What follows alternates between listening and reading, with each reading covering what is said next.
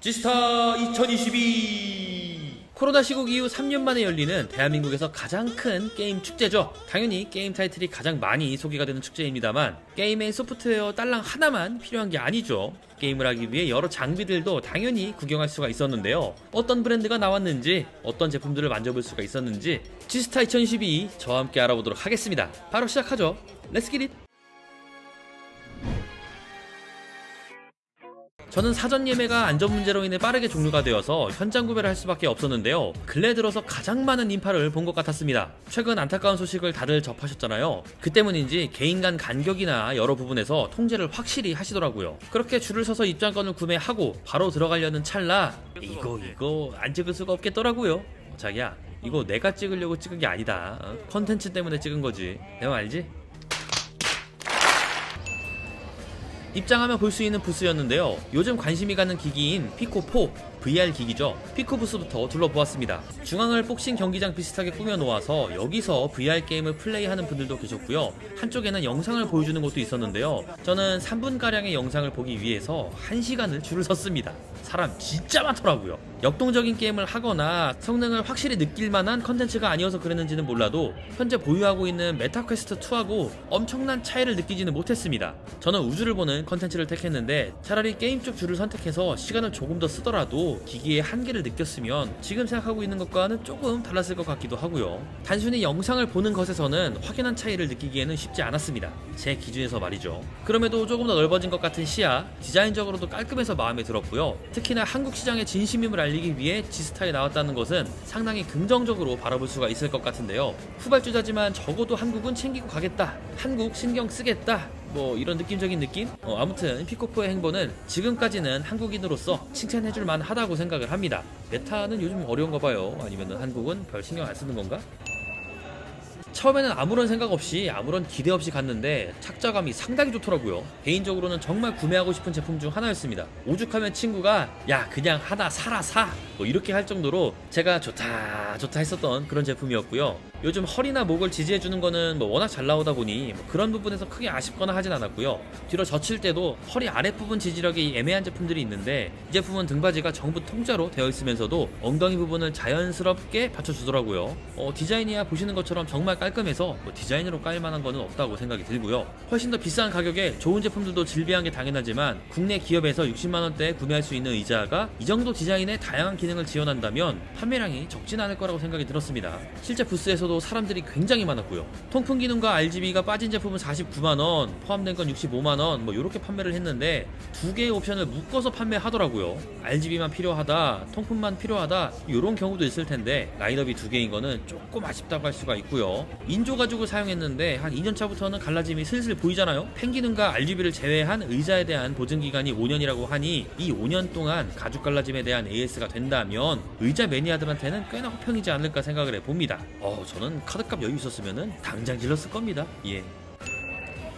파워 서플라이부터 PC 케이스, 게이밍 기어 굉장히 다양한 제품을 판매하는 대한민국 회사죠. 이미 PC 매니아라면은 마닉 이 두 글자를 안 보고서는 활동하기는 쉽지 않을 거라고 보고요. 역시 마닉에서 제조한 대형 키보드, 요런 이벤트에서는 빠지지 않는 제품인데요. 허수아비님 컨텐츠로도 많이 보셨을 분들이 있으실 거예요. 요걸로 카트라이더를 플레이 하더라고요. 그냥 볼 때는 이상해 보일 수도 있는데요. 이런 것들이 보는 사람도 하는 사람도 즐거운 이벤트가 아닌가 생각을 해보고요. 게이밍 기어가 상당히 많았고 한쪽에는 RTX 4090을 사용한 하이엔드 PC도 마련을 해두었는데요. 가격이 확실히 4090은 성능도 가격도 넘사벽이죠. 그래도 모든 게이머들의 로망이기도 하고요. 또 완전 방수를 지원하는 키보드를 두긴 했는데 이게 쉬프트가 안 먹히더라고요. 많은 분들이 사용해서 그럴 수가 있을 거라고 생각이 들긴 했습니다. 일단 물에 담궜는데 작동이 되는 것부터가 엄청난 거니까요. 확실히 키보드 종류가 많았습니다. 키마 세트로 만원대부터 비싼 제품도 있었지만 한 5만원 정도 하는 적축 정도면은 사용하는데 전혀 문제가 없거든요. 실제로 타곤 하면서도 적축은 적축이다, 저는 좀 그런 걸 느낄 수가 있었습니다. 역시 삼성이네, 돈 좀 썼네, 이런 생각이 절로 드는 부스였습니다. 현장 참여자들과 함께 진행하는 이벤트도 실시간으로 하고 있었고요. 그 주변으로 볼거리도 많았는데요. 삼성 모니터 오디세이 G7 네오를 메인으로 해서 게임을 플레이해볼 수 있는 공간도 마련을 하고 있었는데요. 이게 100만원이 넘나? 아무튼 그쯤 하는 굉장히 비싼 모니터일 거예요. 4K 해상도에 165Hz 주사율이니까 성능 하나는 확실한 제품인 거죠. 그리고 신형 SSD를 소개하는 공간도 있었습니다. 화면 터치를 하면서 어떤 성능인지 얼마인지 그리고 설명해 주시는 분도 계셔서 편하고 빠르게 이해를 할 수가 있었고요. 현재 출시된 SSD 중에서 가장 빠른 제품 중 하나라고 하는데 방열판에도 신경을 꽤 쓴 모습이 보였습니다. 아무래도 NVMe 방식이 발열이 많이 발생하긴 하니까요. 그리고 T7 쉴드도 소개를 하고 있었는데요. 이건 출시된 지 좀 된 제품이라서 다들 알고 있죠. 가격은 생각보다 저렴해서 놀랐습니다. 물론 G스타라서 할인이 되는 게 조금 있긴 한데 최고 수준의 SSD인데 이 정도면 내년에는 2TB 가격의 안정화 그리고 3에서 4TB도 충분히 구매 가능성이 있지 않을까 이런 생각이 들더라고요. 요즘 삼성이 여러 부분에서 욕을 좀 먹고 있죠. 뭐 GS라던가 뭐 원가 절감 흔적 이런 것 때문에 주춤하고 있는 시기라고 생각이 드는데요. 뭐 내 주식도 개박살이 나고 있고요. 스마트폰도 중국에 점점 밀리는 모습이지만 그럼에도 대한민국에 둘도 없는 기업이잖아요. G스타는 홍보관이라는 시각도 많지만 이 정도 규모로 G스타를 신경 쓴 걸 봐선 조금이라도 더 게이머들에게 다가가려고 노력하는 모습에서 그 진실됨, 진정성 뭐 이런 것들을 느낄 수 있지 않나 이런 생각을 해봤습니다. 까도 우리가 까는 거죠.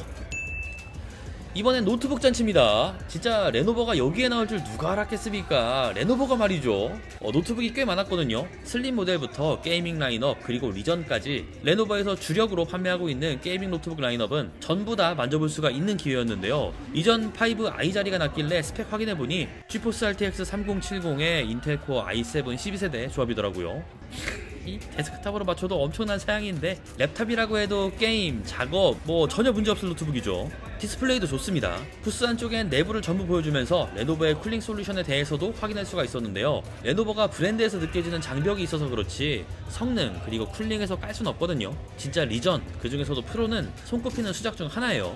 제가 보증합니다. 그리고 데스크탑을 체험하는 곳에서 인텔 그래픽 카드도 볼 수가 있었거든요. A750, A770 두 가지 라인업 모두 전시가 됐는데 참 사용해보고는 싶으나 아직까지는 선뜻 손에 안 가는 좀 그런 그래픽 카드긴 하죠. 그리고 길게 줄을 서면 포르자 호라이즌 5를 울트라 와이드 모니터에서 즐길 수가 있었는데요. 울트라 와이드 모니터를 처음 접해보셨다면 굉장히 색다른 경험이었을 거예요.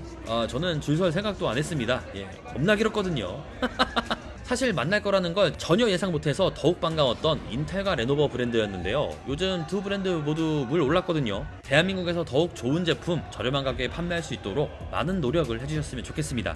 그리고 일반 게임 브랜드에서 놀랐던 건 넥슨도 아니었고요, 크래프톤도 아니었고 제 기준에서는 넷마블이었습니다. 야, 이 정도로 꾸밀 줄 아는 곳이구나, 이 정도로 게임의 진심이구나, 저는 이렇게 느꼈었거든요. 3N이라고 욕을 먹고는 있어도 그 중에서는 뭔가 나은 모습을 보여준다고 생각이 들었습니다. 적어도 G스타 2021을 봐서는 말이죠.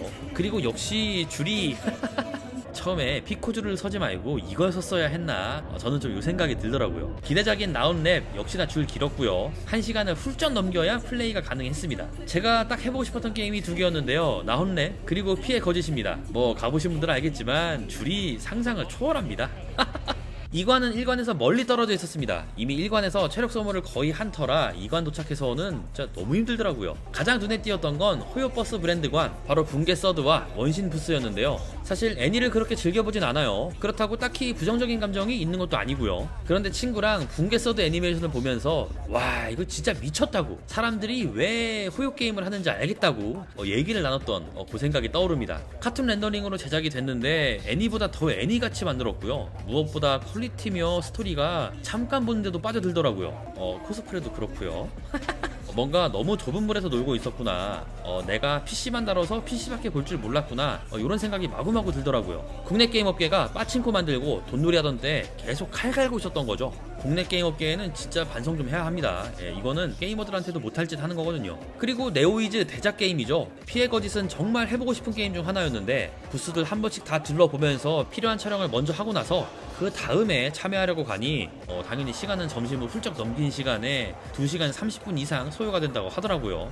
야, 이거 기다리면은 다른 거는 아예 할 수가 없어서 아쉽지만 다음을 기약해야 했는데요. 일단 부스 꾸며놓은 거 진짜 분위기 미쳤습니다. 피노키오를 이렇게까지 만들었다고? 이 생각이 절로 들더라고요. 미켈란젤로의 피에타를 재해석한 동상인데 저는 그냥 분위기에 압도당했습니다. AMD 온라인 행사에서도 소개가 된 게임인 만큼 AMD 시스템으로 구성이 되었을 것 같은데 이거 해보신 분들은 좀 댓글로 알려주세요. 최적화가 얼마나 잘 됐는지도 너무 궁금합니다. 그리고 뒤편에는 삼성 오디세이 아크도 보였는데요. 제가 하고 싶은 거는 남들도 다 하고 싶었나봐요. 줄이 너무 길더라고요. 이야! 자, 이렇게 제 기준에서 돌아다녀본 G스타 2022 후기 영상이었습니다. 근래에 참여했었던 컨퍼런스를 통틀어서 가장 재미있고 유쾌했고 양질의 정보를 얻을 수 있었던 축제라고 생각을 하고요. KTX를 타고 부산까지 내려갔지만 그 시간이 전혀 아깝지 않았습니다. 내년에도 진행이 된다면 무조건 참석해야겠다는 느낌이 딱 하고 들었거든요. 좋았고 신났던 감정들은 부스를 설명하면서 얘기했다고 보여집니다. 정말 즐거운 경험을 선사해준 G스타 2022에 대한 영상은 여기까지. 그럼 다음에 더욱 재밌는 영상으로 찾아오겠습니다. 모두 감사합니다. 생유!